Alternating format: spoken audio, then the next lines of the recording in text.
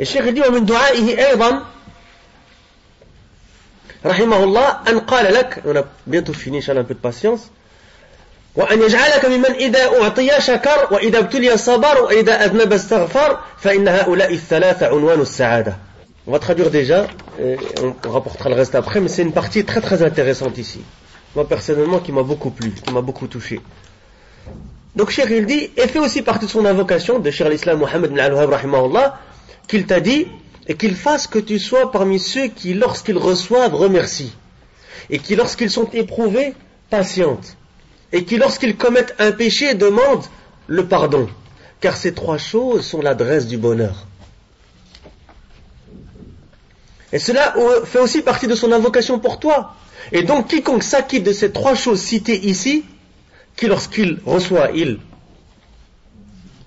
remercie, et que lorsqu'il est éprouvé, il patiente, et que lorsqu'il commet un péché, il fait l'istighfar, c'est-à-dire le fait de demander pardon à Allah Azza wa Jalla.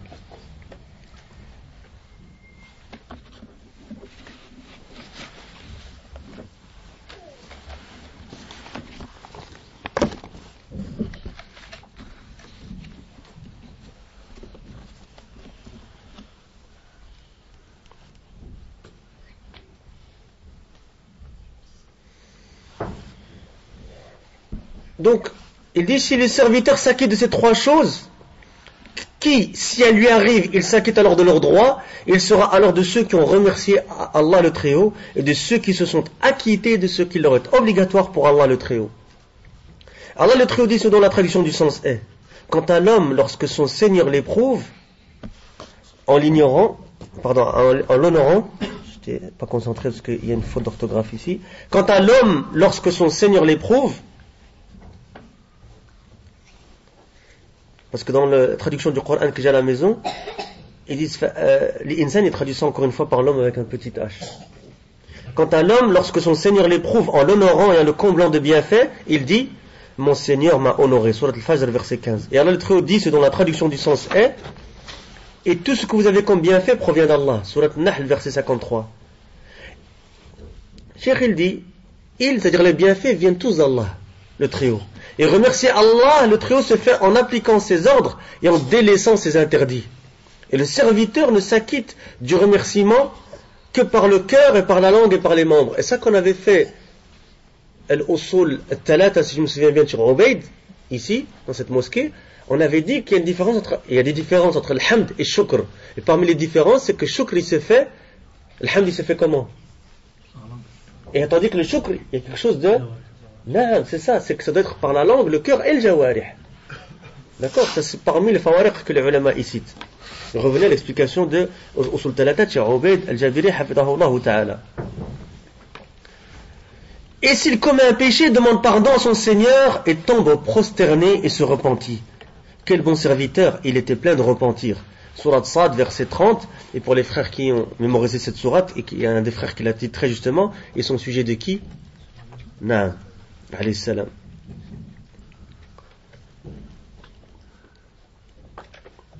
Il dit qu'il se repent beaucoup à Allah, s'abaissant devant Allah, s'humiliant devant Allah le Très-Haut. Et s'il l'éprouve par quelque chose, alors ce qui lui est obligatoire, c'est quoi? La patience. Allah dit sur la traduction du sens est, d'ailleurs je vous recommande une risala de Cheikh l'Islam Taymiyyah que j'ai traduite complètement sur le site. C'est quoi? Qa'idatun fi sabri wa shukr. Règle dans la patience et le remerciement de Cheikh l'Islam Taymiyyah rahimahullah. Et s'il l'éprouve par quelque chose, alors ce qui est obligatoire, c'est la patience. Allah dit, selon la traduction du sens est, endure Mohammed. Donc, comme ont enduré les messagers doués de fermeté. Surat Al-Ahqaf, verset 35. Voilà donc l'affaire du croyant. Le croyant en Allah véridique, c'est cela sa situation. Et il a été rapporté dans l'authentique de l'imam Muslim que le messager d'Allah sallallahu alayhi wa sallam a dit. Écoutez ce hadith, et c'est un hadith du prophète alayhi salatu wa sallam, authentique, rapporté par l'imam Muslim. Regardez, ya ikhwa, al-ni'ma d'être croyant. Alhamdulillah alladhi hadana lihada wa ma kunna linahtadiya lawla an hadana Allah subhanahu wa ta'ala. Regardez le ni'ma de la croyance, de la foi. Regardez, il dit comme l'affaire du croyant est étonnante, car toute son affaire est bonne, et pour lui bonne.